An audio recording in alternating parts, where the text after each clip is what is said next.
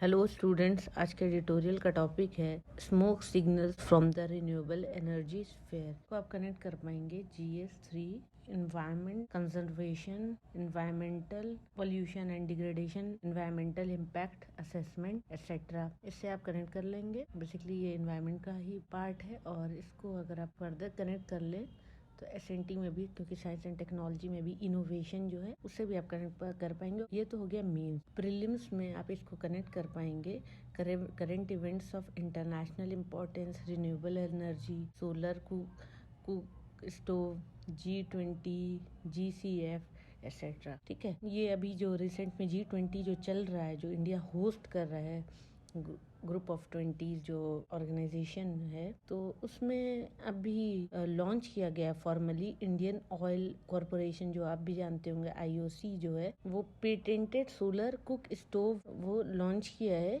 India energy week में, जो कि 2023 का 6 to 8 फेब था, बेंगलुरु में हुआ है। ये भी एक G20 का कैलेंडर ऑफ इवेंट्स था और हमारे प्राइम मिनिस्टर नरेंद्र मोदी ने लॉन्च किया है। और ये क्लोजली जो पॉइंट ऑफ व्यू, किस पॉइंट ऑफ व्यू से किया गया है, वो इंडियन नेशनल एनर्जी स्टोरी के पॉइंट ऑफ व्यू से किया गया है, जहाँ पे मिस्टर मोदी क्लेम करते हैं कि जो स्टोव है वो 3 करोड़ जो इंडिया के हाउस होल्ड है, इंडिया के हाउस होल्ड तक कुछ सालों में पहुंच जाएगा। और हमारे जो union minister of petrol and natural gas Hardeep Singh Puri हैं, वो कहते हैं ये एक कैटलिस्ट साबित होगा एक्सेलरेट करने में, हमें जो लो कार्बन ऑप्शन जो हम अडॉप्ट करें उसमें, उसके साथ साथ जो पहले हमने किया बायोफ्यूल, इलेक्ट्रिकल व्हीकल्स और ग्रीन हाइड्रोजन, ये जो कि हम ऑलरेडी अडॉप्ट कर लिए, उसके साथ ये हैंड इन हैंड चलेगा और हम फर्दर ग्रीन एनर्जी की तरफ जाएंगे। तो ये जो प्रोनाउंसमेंट है वो फॉलोड कर रहा है हमारे 99% जो कट हुआ है हमारे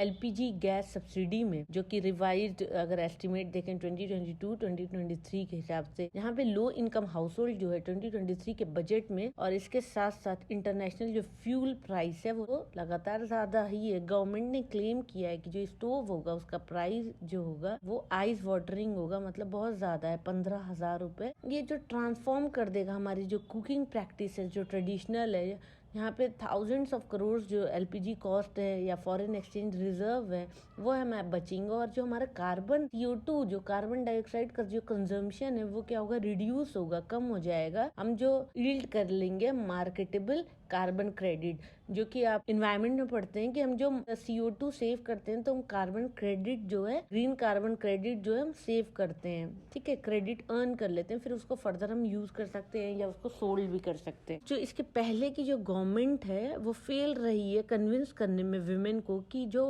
उनकी हाउस होल्ड है वो ट्रांसफॉर्म हो जाए एनर्जी, उन्होंने वो ट्रांसफॉर्म कर ले अपनी एनर्जी में। और किसके थ्रू, टेक्निकल इनोवेशन जो कि आज है, और अनप्रेसिडेंटेड जो क्रॉस रोड इंडिया की जो रिन्यूएबल एनर्जी हिस्ट्री रही है उसमें। तो एक क्वेश्चन आ रहा है यही कि जो क्राइसिस है वो मतलब क्या है। तो जो क्वेश्चन ये है कि जो रिन्यूएबल एनर्जी है और डिसेंट्रलाइजेशन ऑफ टेक्नोलॉजी है वो पुअर हाउस होल्ड तक कितने हद तक पहुंच पाता है। वो क्लोजली देखा जाए तो एक एनर्जी क्राइसिस है, क्योंकि वो डिसेंट्रलाइज सही तरह से कहीं ना कहीं नहीं हो पा रहा है शायद। तो गवर्नमेंट का इसके पहले भी अटेम्प्ट रहा है ट्रांसफॉर्म करना, हाउस होल्ड एनर्जी के कंजम्पशन को कम करना, इस तरह के मतलब बायोफ्यूल या लकड़ी वगैरह का जो पहले यूज करके स्मोक बहुत होता था, तो उसको ट्रांसफॉर्म करने की गवर्नमेंट पहले भी कोशिश की थी। तो वहीं सोलर कुकर जो हमारा है वो नेशनल फिजिकल लेबोरेटरी की रिसर्च है और उसने पहले भी 1950s में अटेम्प्ट किया था। वो एक पीरियड था अनसर्टेनिटी का, फूड सिक्योरिटी और एनर्जी सेल्फ सफिशिएंसी में। तो उस टाइम पे नेहरू की जो गवर्नमेंट थी उसका एम्बिट था कि स्टेट के द्वारा चलाई जाए हाइड्रो इलेक्ट्रिक पावर जनरेशन।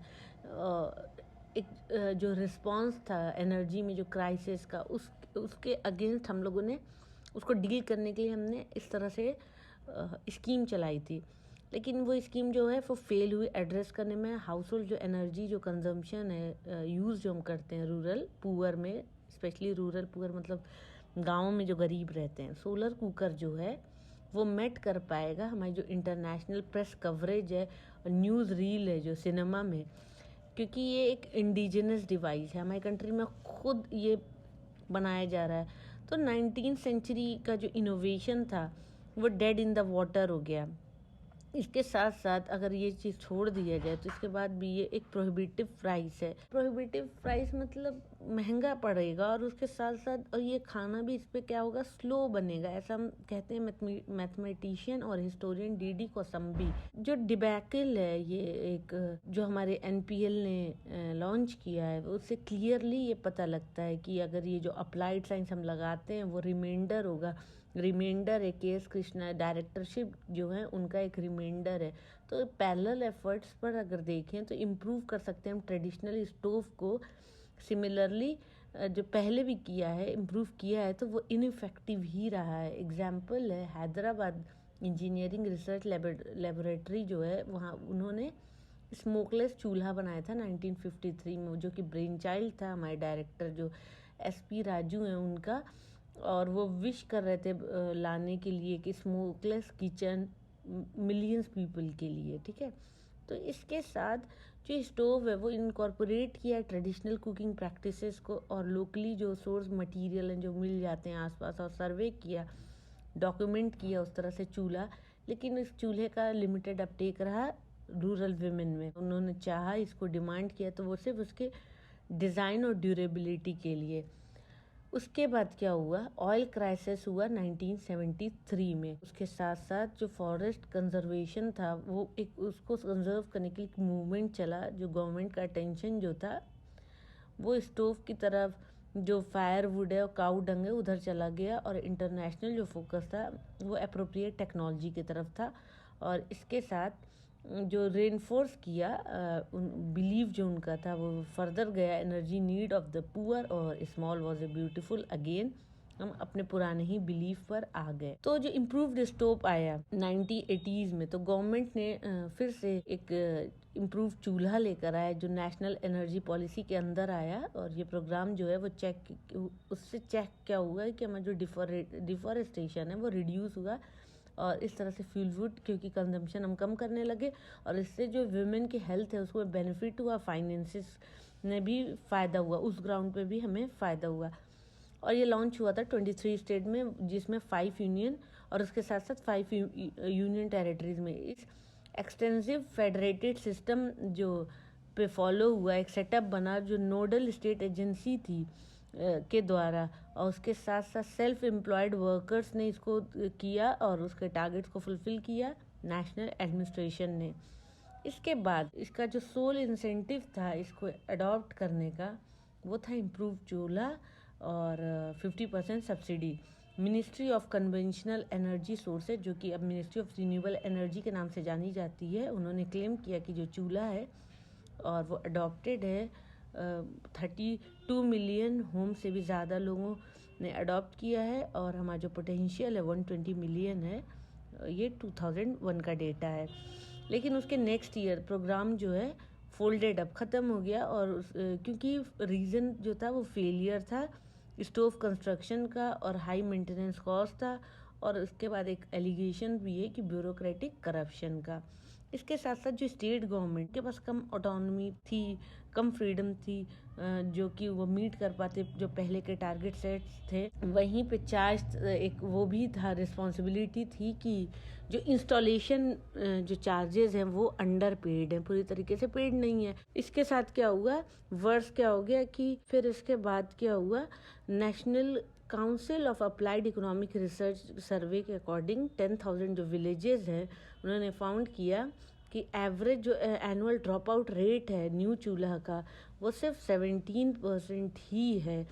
और इसके साथ साथ जो 70 ऑफिशियल जो इसमें काम कर रहे थे उनको भी निकाल दिया गया, क्योंकि ये स्कीम ही बंद कर दी गई। और इसके बाद इन सारे आउटकम के बाद भी जो यूपीए गवर्नमेंट थी हमारी, यूनाइटेड प्रोग्रेसिव अलायंस जो गवर्नमेंट थी, उन्होंने इस स्कीम को फर्दर रिपैक किया, चलाया, और 2009 में national biomass Coke stove initiative के नाम से, और कंटिन्यू हुई ये स्कीम उन्नत चूल्हा अभियान के नाम से 2014 के बाद से ही ये चल रही है इस तरह से। 2004 की रिपोर्ट के अकॉर्डिंग जो हमारे रूरल इंडिया का हाउस होल्ड की जो एनर्जी कंजम्पशन है वो 80% है। तो और इंटरनेशनल एनर्जी एजेंसी ने फाउंड किया 668 मिलियन पीपल इंडिया में जो हैं वो डिपेंड है कुकिंग के लिए अपने और लाइटनिंग के लिए 2013 के हिसाब से। आज के टाइम पर इन सारी चीज़ों के बाद भी सक्सेस हुई गवर्नमेंट की एलपीजी स्कीम में। और अभी इस वक्त पर इन्फ्लेशन भी काफ़ी हाई है फ्यूल प्राइसेस का, और गवर्नमेंट के चारी हल्के हल्के करके वो सब्सिडीज़ को विड्रॉल कर ले और फोर्स कर रही है फिर एक तरीके से विमेन को कि फिर वो चूल्हे एक हज़ार पे डिपेंड हो जाए।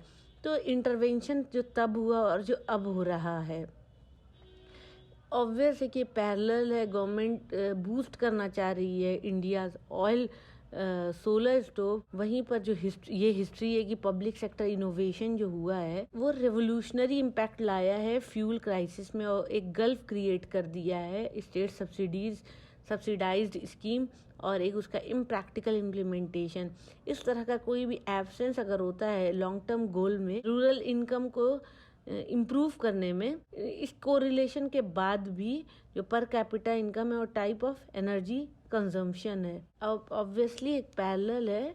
गवर्नमेंट जो बूस्ट कर रहा है इंडियन ऑयल सोलर स्टोव और जो इस हिस्ट्री पे कि जहाँ पब्लिक सेक्टर इनोवेशन हो रहे हैं, जहाँ पे वो पहले से सोच के रखें कि वो एक रिवोल्यूशनरी इम्पैक्ट लाएगा फ्यूल क्राइसिस में।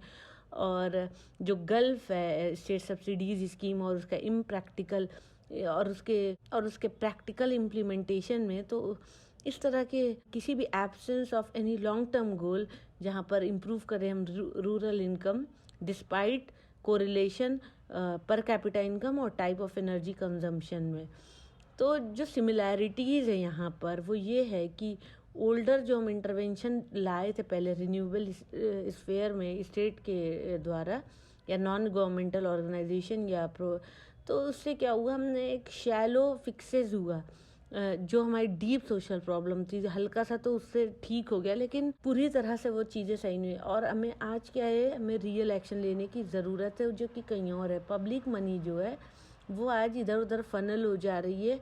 हैवी सब्सिडी जो हम दे रहे हैं लार्ज स्केल पर प्राइवेट प्रोजेक्ट्स में जो प्रोड्यूस कर रहे हैं ग्रीन एनर्जी, लेकिन वो लार्जली जो यूज़ हो रही है वो कमर्शियल उनका यूज़ हो रहा है। तो आज टेक्निकल इनोवेशन जो हो रहा है रिन्यूएबल एनर्जी पॉलिसी में वो सर्व कर रहा है हमारे entrench highly uneven energy landscape को। तो इस पे अगर देखा जाए तो चूल्हे से निकल कर हम हाईटेक की तरफ जाना चाह रहे हैं कि स्टोव की तरफ, जो कि काफ़ी महंगा है।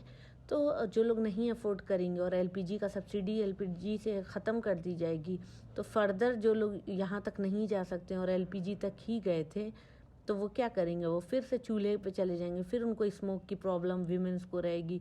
और सारे लोग तो यहाँ तक अफोर्ड नहीं कर सकते हैं हाईटेक, तो फिर बैकवर्ड कहीं ना कहीं फॉरवर्ड नहीं बैकवर्ड हम चले जाएंगे अगर इसको सही तरीके से इसका इम्प्लीमेंटेशन नहीं हुआ। तो इसके साथ मैं आज के एडिटोरियल के एनालिसिस को फिनिश करती हूँ। Thank you for watching my video. Please share, like and subscribe.